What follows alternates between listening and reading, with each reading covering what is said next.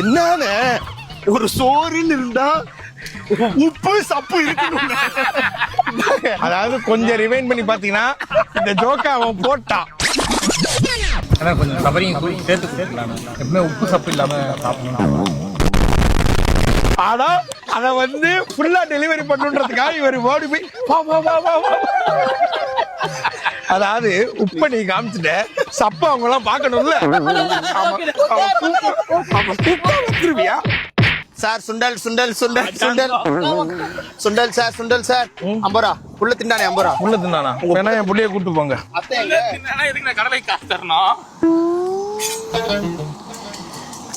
சுண்டல் தொழிலே வேணாம் சார்.